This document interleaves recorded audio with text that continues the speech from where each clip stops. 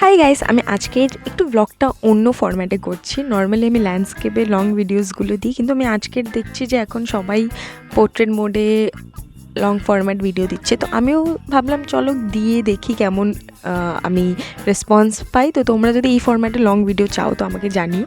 Basically আমি আজকে সরস্বতী পুজোর দিনের ব্লগটা ছাড়ছি, কারণ আমি সরস্বতী পুজোতে অনেক কিছু করেছিলাম, বাট এত কিছু এই মাসটা গেছিলো সরস্বতী পুজোর পরে, আর জানুয়ারি স্টার্টিংয়েও অনেক হেক্টিং শিডিউল ছিল আমার, সেই জন্য আমি ভিডিও এডিটই করতে পারছিলাম না। আমার অফিসে কাজ চলছিল, আরও অনেক কাজ চলছিল, তার মধ্যে মাঝখানে আমার বার্থডেও ছিল।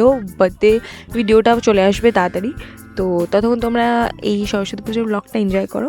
বেসিক্যালি সরস্বতী পুজোর দিন আমার পুজো হয়েছিল 6:30টায়।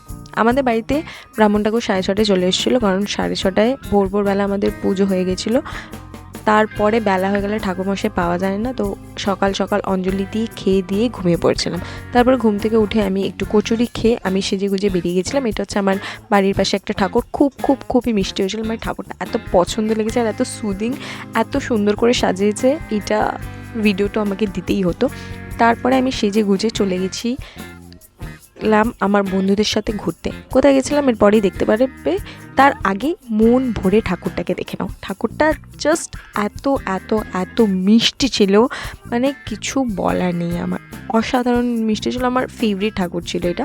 তারপর আমি চলে গেছিলাম সাউথ সিটিতে একটু আমরা আড্ডা দিলাম, ছবি তুললাম। বেসিক্যালি আমরা সাউথ সিটিতে ছবি তুলতে যাই, ওখানে লাইটিংটা খুবই ভালো। আমরা তারপরে চিজ পিৎজা অর্ডার দিয়েছিলাম, আর ওরাও পিৎজা অর্ডার দিয়েছিল, আর টাকাও অর্ডার দিয়েছিলাম। তারপরে আমরা একটু ওয়াশরুম গিয়ে চলে গেলাম ঠাকুর যাত্রায়। ঠাকুর দেখতে গেছিলাম আমরা, হ্যাঁ, শোভাবাজারে এইটা স্কুইড গেম এর মতো ঠাকুরটা বানিয়েছিল সরস্বতী পুজোতে, খুবই ভালো হয়েছিল। তো আমি আমার বন্ধুদের সাথে গেছিলাম, অনেকগুলোই ঠাকুর দেখতে গেছিলাম। ওই সব নর্থের দিকে ঠাকুরগুলো মেনলি ছিল।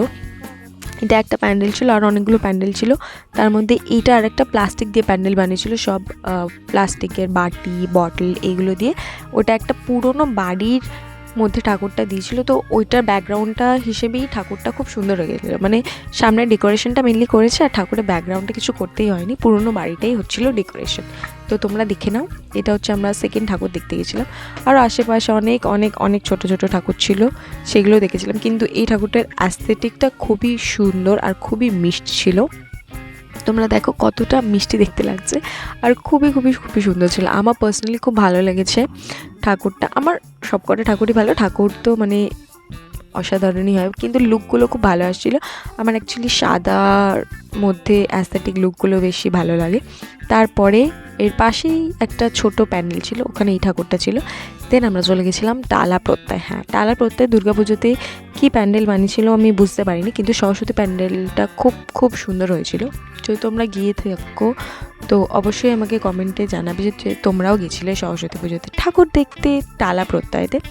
প্রচণ্ড ভিড় হয়েছিল। যারা বলে কি সরস্বতী পুজোতে ঠাকুর দেখতে বেরোয় না কেউ, বাজে কথা, কেউ কথা বিশ্বাস করবেন না।